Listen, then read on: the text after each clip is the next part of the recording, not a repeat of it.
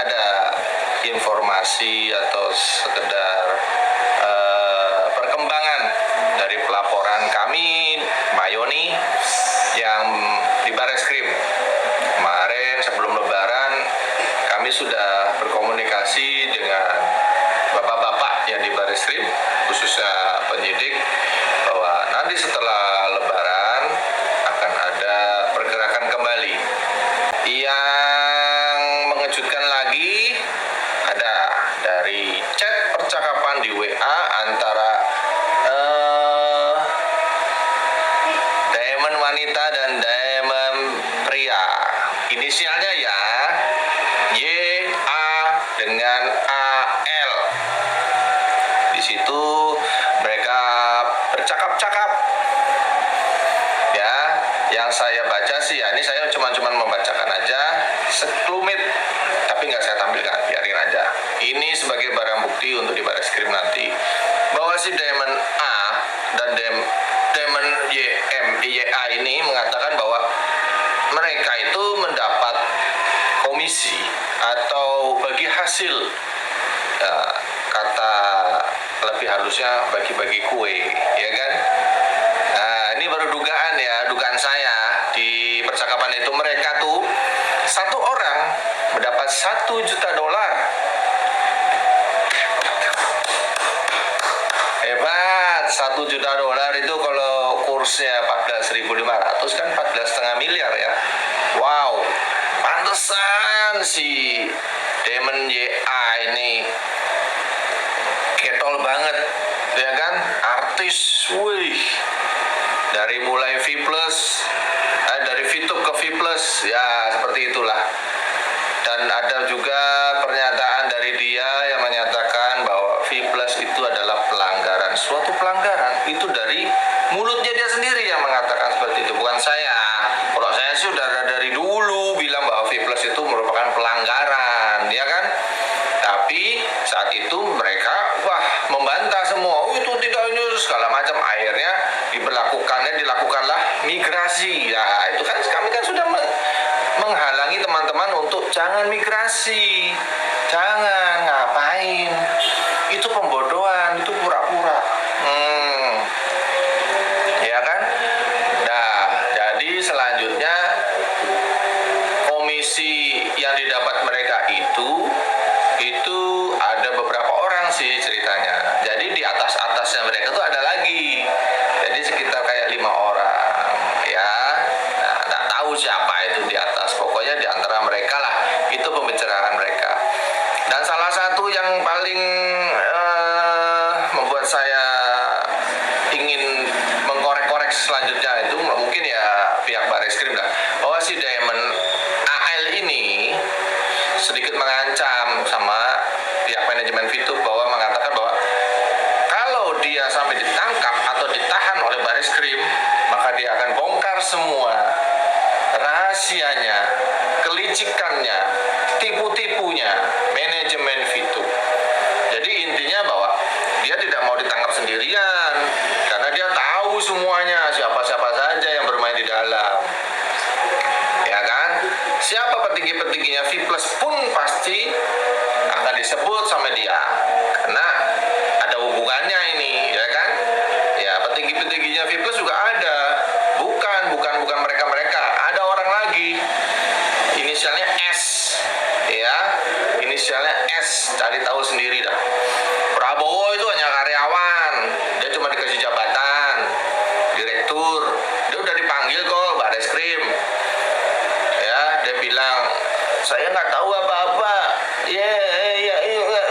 aduh, dulu ngomong siap on, siap engine-nya siap, dipanggil Bareskrim, saya nggak tahu apa-apa, saya sudah tahu kalau VTube ini sudah sekarat.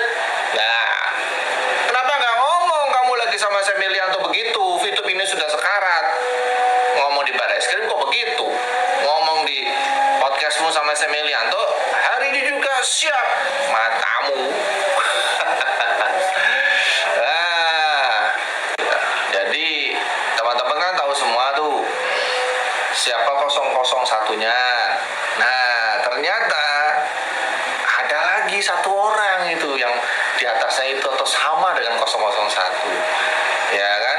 Jadi mereka tuh ya dalam percakapan itu ya saya cuma menyampaikan aja bahwa mereka tuh mencetak VP dulu, disuplai istilahnya kepada para demon-demon yang memang ditunjuk untuk menjadi endorse-nya atau afiliatornya lah, kalau zaman sekarang kan afiliator lah. Nah itu makanya ada komisi $1 juta juga. Nah itu dibagi-bagi dari 5 orang, 1 juta $1 ngeri duitnya, ya kan? Itu di VPlus, di VTube itu belum lagi di VPlus, tadi ada lagi artisnya dibilang jangan mau lu dibayar cuma sedikit, ya kan? Jangan mau lu 10 juta ngapain dibayar, maunya miliaran. Nah itu si Diamond AL yang bilang begitu kepada Diamond JA. Nah, aduh pokoknya ini penuh dengan tipu-tipu konspirasi yang tujuannya hanya memperkaya diri sendiri, merampok uang masyarakat. Ini memang harus dibredel, harus ditangkap. Ya, ini maling-maling semua ini. Kalian kalau tahu tampang-tampangnya di jalan itu ya, perhatiin. Kalau ketemu, seret aja bawa ke kantor polisi. Bilang kalian ditipu sama dia, ya. Kalian kan member-member itu kan pada setor juga beli VIP, apalagi yang on yang kedua itu. Banyak sekali yang kena tipu lagi. Ada yang 400 juta, ya kan? Ada yang 250 juta, masuk semua gara-gara apa? SBI juga ngomong sudah dinormalisasi. Gara-gara itu juga. Ternyata aplikasinya ya begitu, masih tipu menipu. Makanya saya mau mempertanyakan SBI ini, kalian tuh ngapain kerjaannya? Kalian tuh ngapain? Aplikasi money game begini kalian normalisasi, kalian kasih izin operasional kembali saat itu. Nah, marketing plan-nya ternyata masih sama seperti yang dulu, cuma beda nama aja. SBI juga harus bertanggung jawab ini, karena banyak timbul korban gara-gara kalian mengumumkan normalisasi. Nah, sekarang manusianya pada kemana tuh orang-orang manajemen? Semilianto mana? Paulus Tan mana? Wilbert Karimun apalagi sudah, kata orang tadi udah di kuburan, udah hilang, ya, udah tiarap. Tapi Barreskrim kalau panggil pasti datang dia takut, ya. Nanti akan ada pemanggilan lagi berikutnya, karena Barreskrim sudah mengumpulkan barang-barang bukti yang bisa menjerat mereka, ya. Saya tahu nanti juga habis lebaran ini sebentar lagi akan ada rapat koordinasi kami dengan para penyidik dan bapak-bapak di Barreskrim untuk Pak Kiai Haji Eman. Nah ini ya belum selesai Pak urusannya dengan Fitur. Kalau Bapak mengatakan bahwa ini, saya dengar aja kalau Bapak bilang kena tipu juga sama Wilbert Karimun, sama orang-orang manajemen, entah itu benar atau tidak saya nggak mau tahu. Pokoknya Bapak di video Bapak menyatakan bahwa sebagai penasehat, ya kan, itu yang terutama.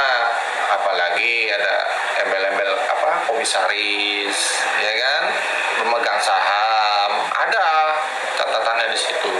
Jadi ya segeralah diselesaikan urusan ini sehingga tidak membawa-bawa nama PBNU terus, ya. Jangan sampai ini masalah menjadi besar, karena saya udah bertemu dengan Pak Ketua PBNU dan menyatakan bahwa beliau akan menindaklanjuti permasalahan Fitur ini yang membawa-bawa nama PBNU, ya. Semoga ini bisa diselesaikan dengan cepat, baik internal maupun eksternal yang di Barreskrim, ya. Oke, jadi buat teman-teman yang selalu nyinyir di luar, kapan ada proses Barreskrim, kalian ikut lapor tidak? Apa kalian dirugikan juga? Kalau tidak lapor, nonton aja, doakan saja semua ini cepat berlalu, cepat selesai, dan para penjahatnya itu segera ditangkap, ya kan?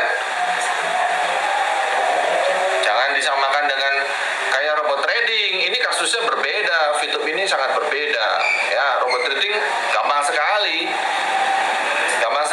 ditangkap. Kalau ini kan mereka memang sudah disiasati dari awal. Kecurigaan kami bahwa seperti itu, ya. Jadi VPlus pun nanti akan bermain bermasalah dengan hukum, ya, karena ada pelanggaran di sana. Ada masalah dengan regulator. Karena apa? Karena fitness.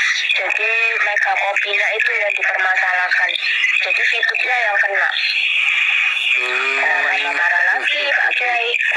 Iya. Berarti terbalik. Dulu kan dianggap itu yang bermasalah, bukan fitness. Jadi fitness yang jadi masalah. Iya.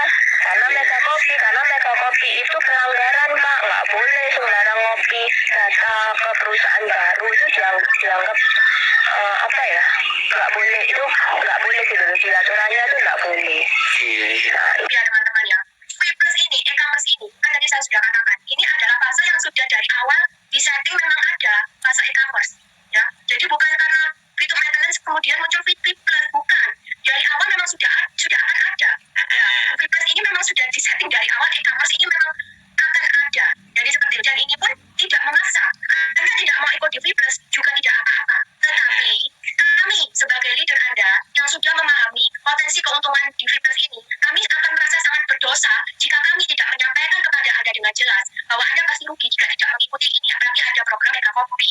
Ya, jangan sampai nanti di belakang hari Anda marah-marah, loh dulu saya kok tidak dijelaskan, saya kan rugi kalau nggak ikut itu. Nah, itu kami tidak mau, makanya kami jelaskan di sini. Pertanyaannya ini Dulu kan dibilang syarat untuk normalisasi harus harus ada fitness kan gitu. Ternyata itu kan enggak seperti itu Pak. Gitu. Dan Pak Kiai ternyata nggak tahu tentang adanya fitness ini. Nah seperti itu. Pak Kiai nggak tahu. Nah terus kemudian kan ketika yang saudaranya Pak Kiai ini bilang ada fitness Pak, kita disuruh belanja mega kopi dan lain sebagainya. Nah itu Pak Kiai kaget, terus langsung telepon manajemen, apa ini fitness, saya kok nggak tahu. Gitu. Mas sekali waktu itu, jadi nggak jelas itu kerjasamanya bagaimana, tapi yang pasti ya bukan antara fitness dengan fitness, mungkin perjanjian sendiri antara bukan antara fitness dengan fitness, mungkin perjanjian sendiri antara Pak Wilbert dan Pak Noval dengan pihak fitness atau bagaimana. Nah itu Pak, itu terus diminta kayak data-datanya, perjanjian kontraknya bagaimana, itu nggak pernah dikasih. Sudah dengar tadi videonya dan suara percakapan dari si Diamond tadi, ya kan, Diamond Vicu.